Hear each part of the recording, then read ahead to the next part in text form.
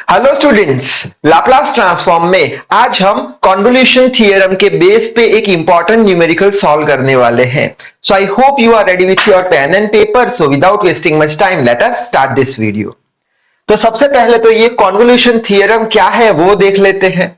तो convolution theorem हमें ये बताता है कि अगर हमारे पास दो फंक्शन है f ऑफ s और दूसरा है g ऑफ s, ये दो फंक्शन है और ये दोनों फंक्शन का अगर हमें कॉन्वोल्यूशन निकालना है, कॉन्वोल्यूशन यानी उसे स्टार से रिप्रेजेंट किया जाता है, तो ये क्या हो गया, दो फंक्शन का कॉन्वोल्यूशन। अगर हमें कॉन्वोल्यूशन निकालना है दो फंक्शन का तो हम ये इक्वेशन से निकाल सकते हैं, इंटीग्रेशन ऑफ जीरो से लेके t f of u g of t minus u d u. ठीक है, तो ये रहा इक्वेशन कॉन्वोल्यूशन थ्योरम का।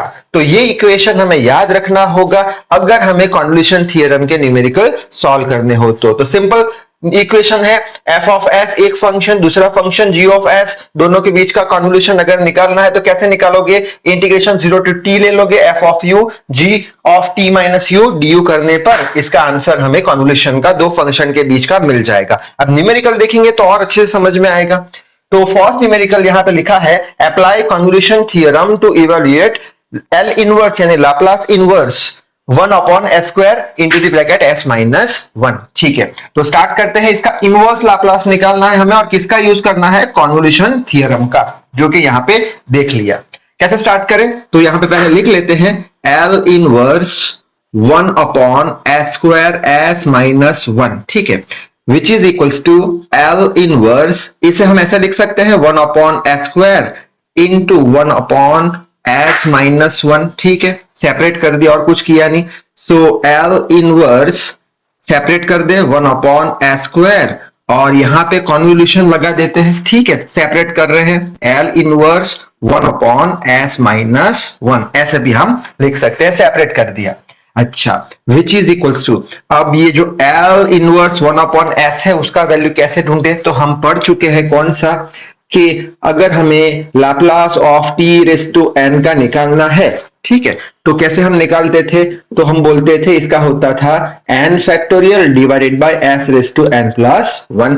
अच्छा, अगर मुझे Laplace of t raise to 1 का निकालना है तो कैसे निकालेंगे, n की जगह 1 आ गया तो n की जगह 1 factorial divided by s raise to n plus 1 यानी 1 प्लस 1। ठीक है, तो मैं लिख सकता हूं Laplace of t is equals to 1 factorial कितना होता है 1 s रेस टू 2। ठीक है, तो मैं लिख सकता हूं t इज इक्वल्स टू, ये t यहां पे रहने दिया, l को वहां लेकर, तो l इनवर्स क्या हो गया 1 अपॉन s स्क्वायर, यानी l inverse 1 upon s square का वैल्यू आ चुका है t।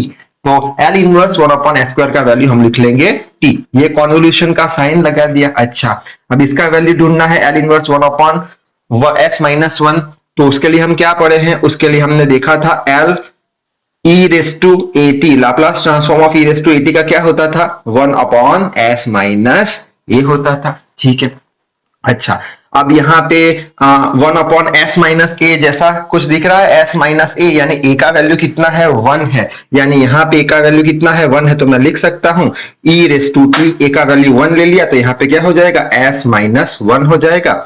अब ई रेस टू टी को एज इट इज रखते हैं, एल को वो साइड ले जाते हैं, so L inverse 1 upon S minus 1, तो ये क्या हो गया L inverse 1 upon S minus 1, उसका वैल्यू किसके बराबर है, उसका value e raise to t के बराबर है, तो यहाँ पे लिख लेते हैं ई रेस टू टी के बराबर है। ठीक है, अच्छा, अब हमारे पास दो फंक्शन आ चुके हैं, कौन सा, ये वाला फंक्शन जो है उसे हम क्या बोल देंगे एफ ऑफ एस, और कॉन्वोल्यूशन किसके साथ है, दूसरे function e raise to t है दूसरा फंक्शन, ये हो गया हमारा। ठीक है, अच्छा, अब इसे सॉल्व करना है, इसे सॉल्व करने के लिए हमें ये वाला इक्वेशन लगाना पड़ेगा, तो ये इक्वेशन लिख देते हैं। तो यहां से ही मैं लिखता हूं इज इक्वल्स टू, इसका आंसर किसके बराबर होगा, इसके बराबर, so integration of 0 to t f of u g of t minus u d u के बराबर। ठीक है, ये पूरा, ये इसका आंसर इसके बराबर होगा।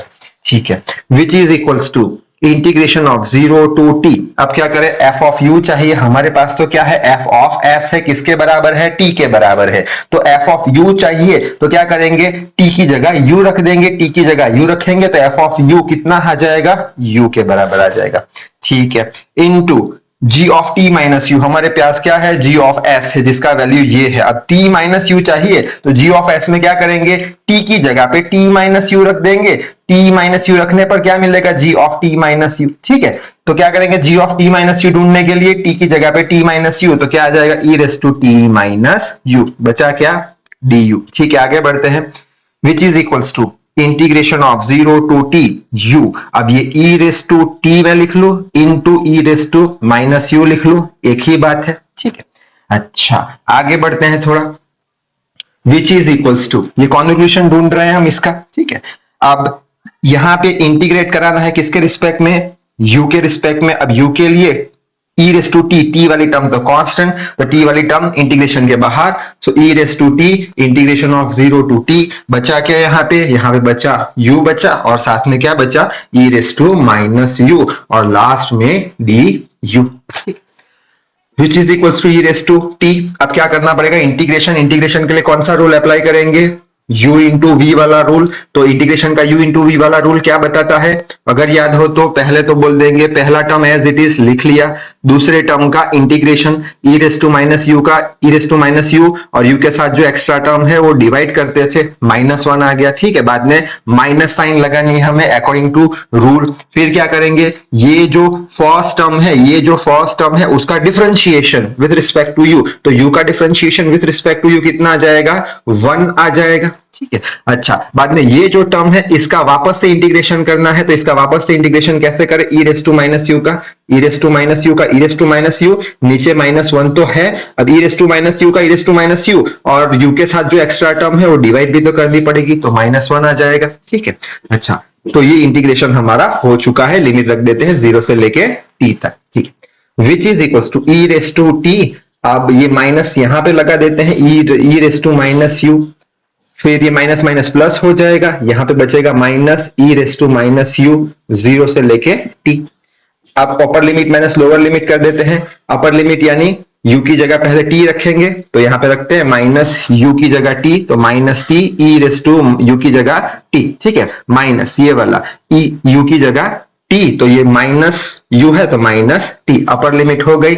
माइनस लोअर लिमिट करेंगे, लोअर लिमिट में t की u की जगह 0 रखेंगे, तो u की जगह 0 कैसे रखें, यहाँ पे माइनस u है तो 0 आ गया, इनटू ई रेस टू क्या है, माइनस u यानी 0 minus e raise to 0 minus 0। ठीक है, ये upper limit minus lower limit हो गई। आगे बढ़ते हैं, e raise to t minus t e raise to minus t minus e raise to minus t. अब ये 0 से मल्टीप्लाई हुआ तो पूरा टर्म 0, ये माइनस साइन यहाँ पे माइनस साइन, माइनस माइनस बाहर आके प्लस हो जाएगा, ई रेस टू -0 लिखो या +0 एक ही बात है। ठीक है, which is equals to e raise to t. अब क्या कर सकते हैं, यहाँ पे एक काम करते हैं, ई रेस टू टी को मल्टीप्लाई करा देते हैं अंदर। ठीक है, तो ये ई रेस टू टी ये फर्स्ट टर्म से मल्टीप्लाई करेंगे तो आगे माइनस साइन आएगा, ई रेस टू टी क्या है साथ में, ई रेस टू माइनस टी और टी, ये माइनस साइन यहाँ पे रख दिया, फिर माइनस साइन ये रहा ई रेस टू टी, इसको e raise to minus t से मल्टीप्लाई करा देते हैं। ठीक है, फिर आया plus sign, e raise to t को ई रेस टू 0 से मल्टीप्लाई कर दिया, which is equals to minus e raise to, अब ये पावर का addition t minus t into t minus e raise to power का addition t minus t plus e raise to t, e raise to 0 कितना हो जाएगा, e raise to 0 हो जाएगा 1 के बराबर। ठीक है, अच्छा अब आगे बढ़ते हैं, विच इज इक्वल्स टू, अब क्या कर सकते हैं, e raise to t minus t 0 into t minus e raise to t minus t 0 plus e raise to t. ठीक है, ई रेस टू 0 कितना 1, तो यहाँ पे माइनस साइन है तो ये t के बराबर हो जाएगा 1 into t minus e raise to 0 कितना 1 plus e raise to t. अब यही टर्म को कैसे लिख सकते हैं, e raise to t plus में है माइनस टी प्लस 1, तो ये हो गया हमारा आंसर। अब इसका नेक्स्ट इंपॉर्टेंट न्यूमेरिकल हम देखेंगे नेक्स्ट वीडियो में। तो इस वीडियो में बस इतना ही। So till then read hard, work hard. Thank you very much.